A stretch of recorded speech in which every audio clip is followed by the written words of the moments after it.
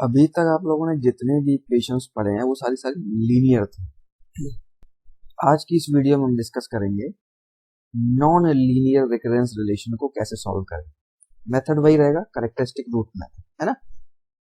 अब non linear का मतलब, देखिए कोई इक्वेशन दी गई है, अगर A N square minus 2an-1 square equal to 4, ये कैसी इक्वेशन है? Non linear. क्यों? यहाँ पावर 2 है, यहाँ पे पावर 0। या फिर एक और एग्जांपल में लिखता हूं, अगर दिया गया है, यहाँ लिखता हूं ए एन इक्वल टू 7an/3 + 5, तो ये क्या है? Non linear. क्यों? यहाँ n है, यहाँ n/3 है, यहाँ पावर 0 है। इस तरीके की जितनी भी इक्वेशन होती है उनको सॉल्व करने का तरीका मैं आज बताता हूँ। प्रॉब्लम यही ले लेते हैं, पहली प्रॉब्लम यही, an² minus 2an-1 equal to 4। यहाँ पे एक कंडीशन दी गई है n is greater than equal to 1 और इनिशियल कंडीशन दी गई है a0 इक्वल टू 3। ये प्रॉब्लम। तो अब हम क्या करेंगे, पहले इसको लीनियर इक्वेशन में कन्वर्ट करेंगे। देखिए कैसे करते हैं। मैंने एज्यूम कर लिया bn equal to an square. अब ये इक्वेशन किस फॉर्म में कन्वर्ट हो जाएगी? जो ये लिखी थी हमारी, ये हो जाएगी bn, यहाँ पे हो गया bn minus 2bn-1 equal to क्या हो जाएगा? 4। ठीक, ये मैंने एज्यूम कर दिया, लेट। अब इक्वेशन ये बन गई। अब इसको तो सॉल्व कर लोगे आप लोग, कैसे करोगे? तो इसको आप सॉल्व कर लेंगे। तो जरा इसको कन्वर्ट करिए आर वाली इक्वेशन में, तो क्या आ जाएगा? यहाँ पे कितना लगा हुआ है? n-1, तो कितना हो जाएगा? r-2 equal to 0। ये होमोजीनियस हो गया, इम्प्लाइज रूट इसका आगे एक रूट आया 2, तो सिंगल रूट है, कांस्टेंट रूट है, तो इसका सोल्यूशन क्या आएगा? जो हमारा जनरल सोल्यूशन बनेगा वो हम लिख सकते हैं क्या, इस तरीके से bn equal to constant. b की सीरीज इधर ले ली थी तो मैं c कांस्टेंट लेता हूँ। ठीक है, जो मैं कांस्टेंट बता रहा था ना इधर प्रॉब्लम में, मैंने बताया था कि b1 इंटू, सोल्यूशन क्या बताया था इसका, b1 into r1 to the power n, b1 into r1 plus b2 into r2 to the power n। मैंने बताया था ये r1 r2 आपके रूट होंगे और b1 b2 क्या होंगे? कांस्टेंट। अब चूंकि मैंने यहाँ पे एज्यूम कर लिया ये bn, तो मैं यहाँ पे कांस्टेंट ले लेता हूँ c।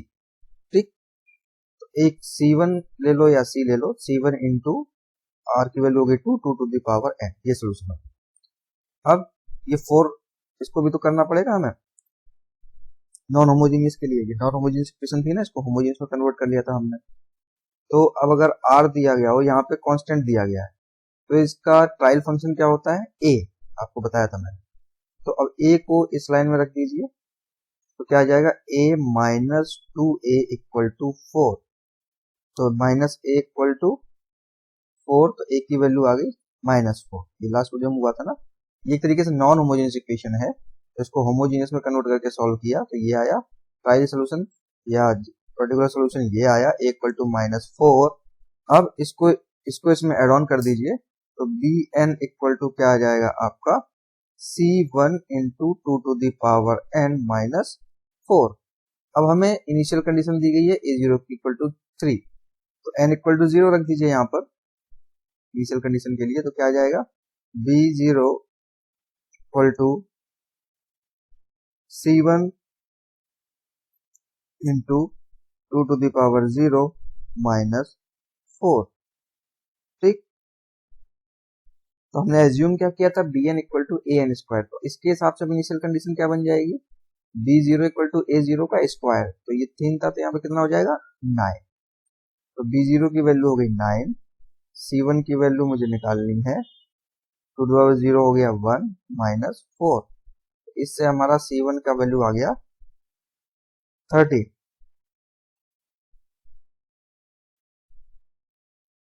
अब ये c1 की वैल्यू आप यहाँ पे फिक्स कर दीजिए इस इक्वेशन में, तो bn इस इक्वेशन में, तो बी एन इक्वल टू क्या आ गया 13 into two to the power n minus 4। अब वापस इसको ए फॉर्म में लाइएगा, आपने तो ये एज्यूम किया था यहाँ पर b n equal to A N square था, है ना। तो ए एन की वैल्यू क्या हो जाएगी अंडर रूट बी एन, तो A N equal to under root B N. तो अब इससे ए एन इक्वल टू क्या आ जाएगा under root 13 into two to the power n minus 4। ये इसका फाइनल सोल्यूशन होगा। ठीक, इस तरीके से नॉन लीनियर इक्वेशन को आप लीनियर में कन्वर्ट करके देन होमोजेनियस नॉन होमोजेनियस का वही फॉर्मूला जो लगाते आए हैं उसी को लगाते हुए आप सॉल्व कर लेंगे। एक क्वेश्चन देखिए, ये मैंने लिखा था ना एग्जांपल, इसी पे बेस ले लेते हैं। एक और क्वेश्चन में लिखता हूं, क्वेश्चन है A N equal to 7a n by 3 plus 5, जहां पे दिया गया है n equal to 3 to the power k और इनिशियल कंडीशन दी गई है a1 इक्वल टू 1, ये गिवन है। अब देखिए कैसे करेंगे। तो सबसे पहले तो हम इसको जो 3 टू दावर k दिया गया था इसको इसमें रिप्लेस करते हैं, है ना। यहाँ पे क्या हो जाएगा, अगर मैं n बाई 3 की जगह ये रखूंगा n की वैल्यू आ जाएगी, कर ही देता हूं मैं, 7a n की जगह रखिए 3 to the power k upon 3 plus 5, तो इसका मतलब हो जाएगा 7a 3 to the power k minus 1 plus 5। ठीक, अब मुझे एज्यूम करना है, ये था ए एन, अब चूंकि यहाँ पर k हो गया है तो यहाँ पर भी आप लिख दीजिए, ऐसे लिख दीजिए A N equal to A N की जगह पर वापस रख दीजिए 3 टू दावर k। तो ये ए एन था, तो ए एन सफिक्स में 3 टू दावर k यहाँ से रखा, और यहाँ पे n की जगह 3k रखेंगे तो 3k बाई 3, तो ये हो जाएगा 3 टू दावर k माइनस 1, क्योंकि एक नीचे। अब एज्यूम कर लेते हैं, क्या एज्यूम करेंगे इसको होमोजेनियस बनाने के लिए। मैंने किया ये टर्म जो थी तो बी के मैंने एज्यूम कर लिया, इसी को मैंने मान लिया ए एन, तो ये देखिए ठीक। और यहाँ पर 7a n माइनस 3 है, मतलब 7a 3k माइनस 1 था, तो हम ऐसा कर लेते हैं equal to a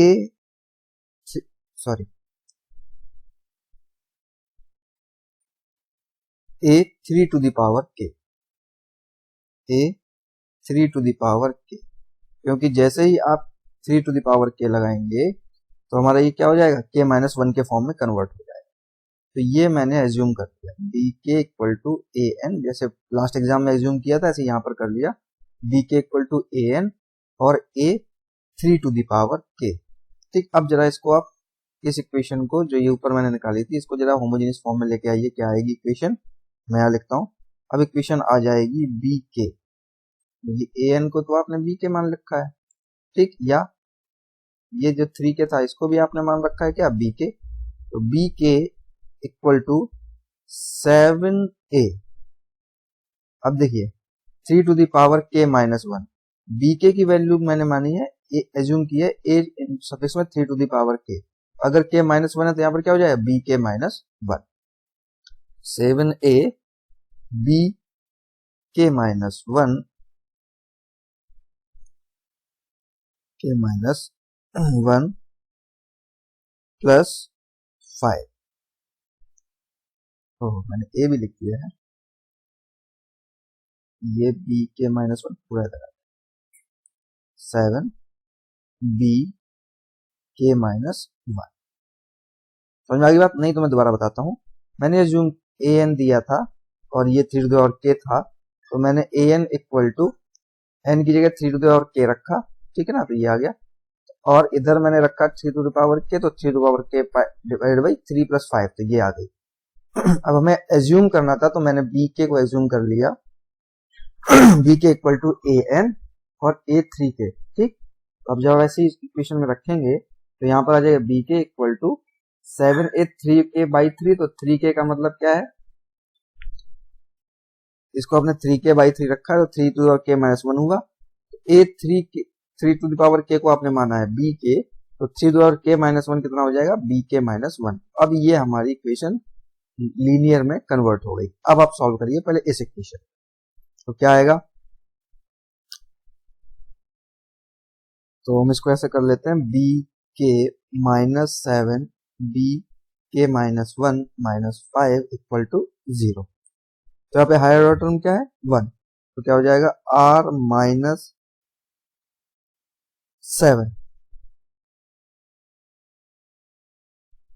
sorry B के, ये तो अभी नॉन होमोजेनियस इक्वेशन है ना, तो इसको पहले इधर रखें, अभी ये इधर ही रहेगा,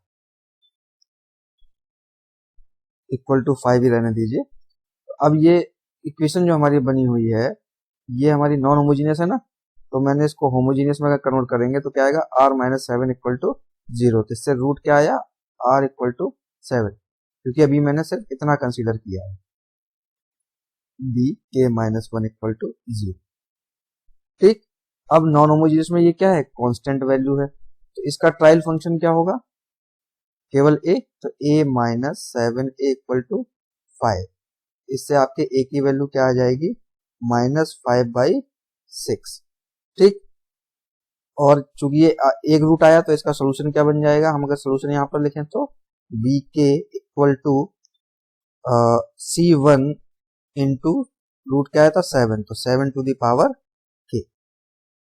ठीक, तो पूरा जनरल सोल्यूशन क्या आ जाएगा, पर्टिकुलर जनरल सोल्यूशन हमारा क्या आ जाएगा, C1 into 7 to the power k minus 5/6। ठीक, बी के इक्वल, ये आ गया हमारा जनरल सोल्यूशन। जिसको नहीं समझ में आया रिपीट कर देता हूँ, an इक्वल टू 7an/3, इसको आप n/3 के आगे रखिए, तो एज्यूम कर लीजिए, एज्यूम करके ये आ गई non linear, sorry linear equation, linear equation, तो इस तरीके से कर लिया। अब ये जो लीनियर इक्वेशन हमने बनाई थी इसको होमोजीनियस में कन्वर्ट कर लीजिए, तो होमोजीनियस में कन्वर्ट करने के बाद सोल्यूशन ये आया।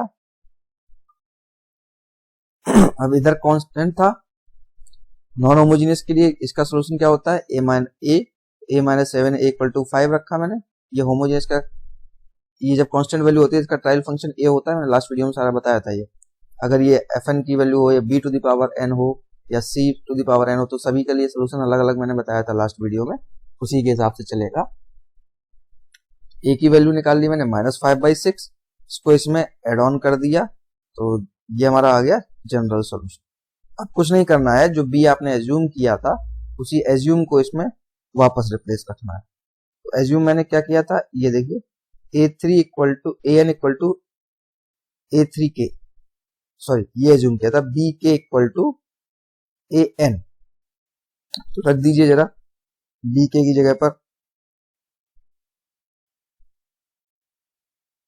c1 की वैल्यू और निकालनी पड़ेगी, कांस्टेंट जो मैंने लगाया है। देखिए इनिशियल कंडीशन क्या दी थी, a1 इक्वल टू 1, लेकिन हम तो b में कन्वर्ट कर चुके हैं, तो b के फॉर्म में इनिशियल कंडीशन क्या होगी, देखिए हमने क्या किया था, an को ही b के माना था, कोई बात नहीं, तो इस हिसाब से b1 की वैल्यू भी क्या हो जाएगी, 1।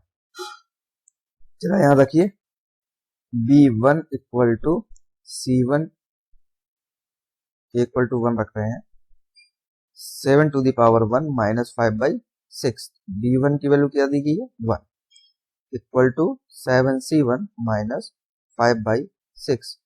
इससे c1 की वैल्यू आप निकालेंगे तो इधर आ जाएगा 6 5 11, क्या 11/6।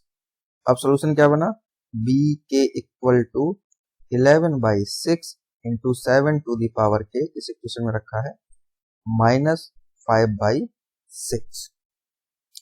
अब इसमें bk को हमने क्या एज्यूम किया था, an, तो ये आ गया an, वापस a के फॉर्म में ला रहे हैं क्योंकि हमने कन्वर्ट किया था ये, तो 11/6 into 7 to the power k, तो जरा हमने क्या देखा ऊपर देखिए, ये देखिए bk equal to a3 to the power k, तो मतलब k को मैंने क्या एज्यूम किया था, 3 टू द पावर k, है ना, तो मैं यहाँ पे लिख देता हूं, हमने एज्यूम किया था bk इक्वल टू, मैं पूरा ही लिख देता हूँ, उसे समझ में आ जाएगा, an a3k, bk equal to an, और इसको एज्यूम किया था a3 to the power k, तो bk की जगह तो an रख ही दिया मैंने। अब जरा k को और देख लीजिए, तो हमने k को एज्यूम कर लिया था 3 टू द पावर k, ठीक, इसके हिसाब से। तो k की वैल्यू क्या होगी,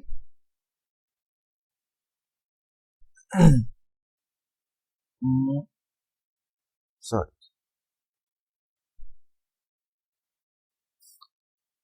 के को कैसे एज्यूम करोगे, n को, n हो जाएगा हमारा 3 टू द पावर k। अब ठीक है, तो k की वैल्यू क्या होगी जरा देख लीजिए, k इक्वल टू क्या हो जाएगा, log n बेस 3, अगर हम दोनों तरफ log ले लें तो log n equal to k log 3 आ जाएगा, तो k की वैल्यू आ जाएगी log 3 n, यहां पर रख दीजिए 7 to the power log n base 3 minus 5/6।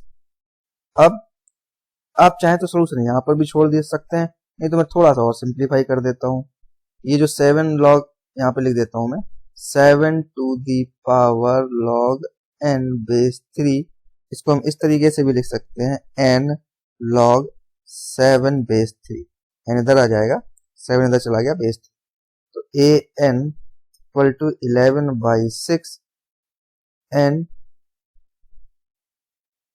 ये n टू द पावर में रहेगा, ये n to the power log 7/3 minus 5/6, ये हमारा सॉल्यूशन आ,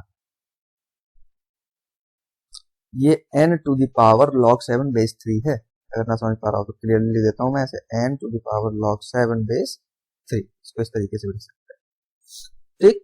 तो इस तरीके से आपको कोई भी नॉन होमोजीनियस इक्वेशन दी, नॉन लीनियर इक्वेशन दी गई हो, नॉन लीनियर गिवन था, अब एज्यूम करके लीनियर में कन्वर्ट कर लीजिए। मैं देखिए स्टेप बाय स्टेप बताता हूँ आपको, कलर चेंज करके मैंने क्या क्या किया हुआ है। ये गिवन थी नॉन लीनियर, ये एजम्पशन लिया तो ये बन गई लीनियर, लीनियर में भी कैसी, नॉन होमोजीनियस, ठीक, नॉन लीनियर से कन्वर्ट हुई लीनियर, लीनियर से कन्वर्ट हुई नॉन होमोजीनियस, नॉन होमोजीनियस का पहले होमोजीनियस बना के सॉल्यूशन निकाला, देन होमोजीनियस को जो पार्ट नॉन होमोजीनियस का ये 5 रह गया था, उसका ट्रायल फंक्शन लिख के उसकी वैल्यू निकाली, फिर सॉल्यूशन निकाल लिया इस लाइन में, फिर जो ये इनिशियल कंडीशन गिवन थी इसको बी में कन्वर्ट करके मैंने कांस्टेंट की वैल्यू निकाली। अब कांस्टेंट की वैल्यू जब मिल गई हमें, वो यहां रख के फिर हमने इसको वापस ए के फॉर्म में ले आए।